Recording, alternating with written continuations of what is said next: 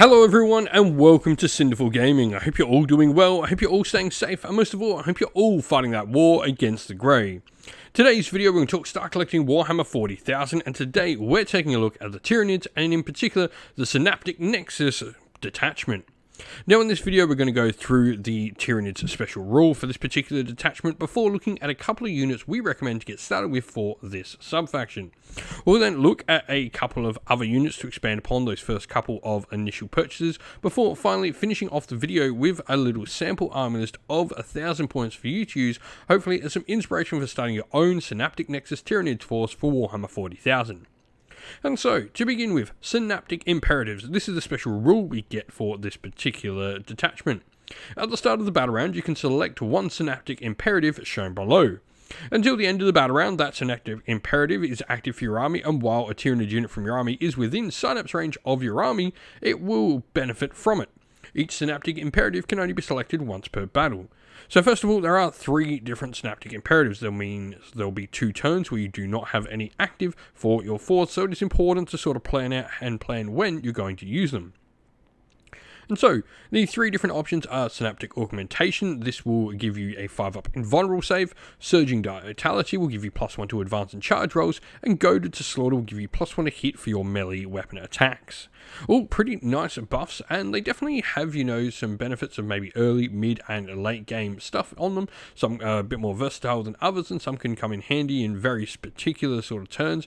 Like +1 to advance and charge is definitely probably a turn 1 or turn 2 thing. The 5-up invulnerable can be used really any turn that is incredibly important. Can either be used really early on to maybe save from an alpha strike, or can be used really late game to just make sure those last few dregs of your army are holding firm. Today's video is brought to you by Gap Games, a fantastic retailer in Australia for a variety of different miniature war games. If you'd like to help support the channel, we have an affiliate link where by clicking on and purchasing, you'll help support the channel, but you'll also help support Gap Games, which is a fantastic servant to the community. And so, where to begin with for your force? For me, the Hive Tyrant is certainly the place to begin. This is, pretty much the Hive leader of your force, and it does come in a few different varieties. You can take the base Hive Tyrant model, you've also got access to the Swarmlord named character, and you've got the Winged Hive Tyrant there as well. The generic Hive Tyrant, though, has access to a couple of ranged weapons, and this is why I generally like him a little bit more in this force than the Swarmlord. I think the Swarmlord maybe prefers a mixed style force army, same with the Winged Hive Tyrant, as they're a little bit more close combat orientated. The regular Hive Tyrant can sort of get access to a few different sort of options in ranged weapon, can be a bit more versatile across the battlefield. Now it does have option to a heavy venom cannon or stranglethorn cannon as a main weapon, of which it will drop one of its 2 standard close combat weapons with, and Monstrous Bone Sword and Lash Whip are twin linked and can have 6 attacks at weapon skill 2+, strength 9, -2 AP and damage 3, which is pretty nice. Will of the Hive Mind as well means one friendly Tyranid unit within 12 inch of this model with this ability can use a stratagem for 0 CP, even if that stratagem's already been used. And the Onslaught can give the assault ability to a bunch of different Tyranids, while the friendly Tyranid unit is within 6 inch, ranged weapons equipped by models in that unit gain such a rule. Now, speaking of units to bring in alongside, another one is another Synapse unit. Something you really can do with a Tyranid's force is have a variety of different Synapse units, because not just characters that have Synapse, there are many different units that have it too, and one of these is the Tyranid Warriors.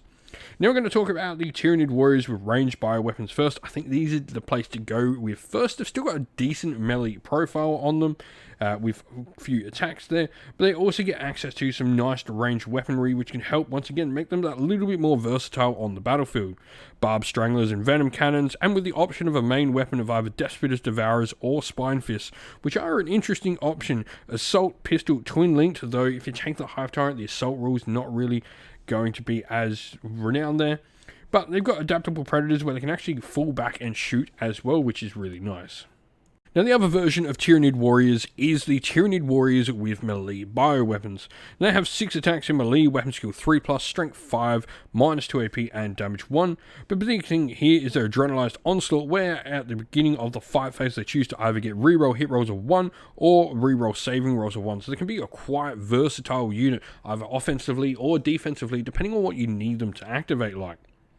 Now, something that can join these Tyranid warriors and still be a Synapse creature as well to bring some extra punch, especially to your melee ones, is going to be the Tyranid Warrior Prime, the Winged Tyranid Warrior Prime. Now, when this model joins a unit, it gives them Sustain Hit 1. Now, this is on either weapon, so it can actually benefit your ranged weapons as well, if that's something you want to look at. But it can also benefit your combat. It does have 6 attacks at a weapon skill 2+, strength 6, minus 1 AP and damage 2, so a pretty nice profile for melee. And also, Deathblow means this model can actually fight upon death on the roll of a 4+. Now, looking into some monsters to bring to the force, the Maleceptor for me is the one to go with for this. This is a Synapse node beast, so it's a big giant monster that also provides Synapse for the force, which is super nice. But what it's going to be able to do is just give us, that little bit of extra punch in the force in maybe some other places where we don't have it. So, in Synaptic Diffusion, Aura, and a Psychic Power, so while an enemy unit's within 6 inch, they subtract 1 from the hit roll, and if they're below half strength, they actually also subtract 1 from the wound roll. It's a pretty nice debuff. Psychic Overload is a pretty strong Psychic Blast attack, 18 inch range with D6 plus 3 shots at 3+ for ballistical, strength 10, minus 2 AP, and damage 3. It's then also got strike and sweep profiles in melee, which is really nice, able to go for sort of hordes or go against more tougher armoured foes. Lastly, though, we have the Zoanthropes. I think probably one of my favourite Synapse units in the force. Zoanthropes are going to be able to provide you with some really deadly long-range power. 24-inch focused Warp Blast is strength 12, minus 3 AP, damage D6 plus 1. And they can also actually go to a D3 attack profile, though dropping to strength 7, minus 2 AP, and damage D3. Spirit Leech will allow them to actually heal if they do some wounds, and they also provide a 6-up invulnerable save nearby units that are within 6 inch of them, and have a 4-up invulnerable save themselves. And so here we have our sample armor list for the Tyranids using the Synaptic Nexus detachment. Now, we've not gone for any enhancements on our characters, I think just trying to get the more Synapse models in, and we've got a pretty cool imperative here to give some cool bonuses to our force. A Hive Tyrant is going to be our Warlord with Heavy Venom Cannon and Monstrous Bone Sword and Lash Whip for a nice all-round working Hive Tyrant. A Winged Tyranid Prime in there as well. For the other data sheets in the force, we have our Maleceptor, and then we have 2 units of Tyranid Warriors, one of either weapon variation, one melee, one ranged.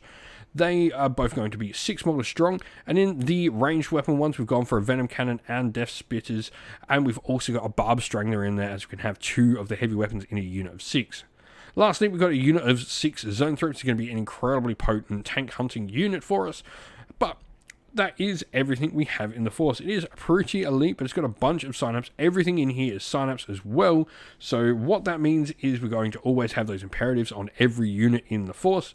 But if you've got some ideas on a Tyranid force using a bunch of Synapse creatures, or indeed blending Synapse and other stuff together, let us know your thoughts about your own Synaptic Nexus forces down in the comments below. And so that is the end of the video. We hope you all enjoyed it. If you did, please don't forget to leave a like, comment, share, and subscribe to the channel.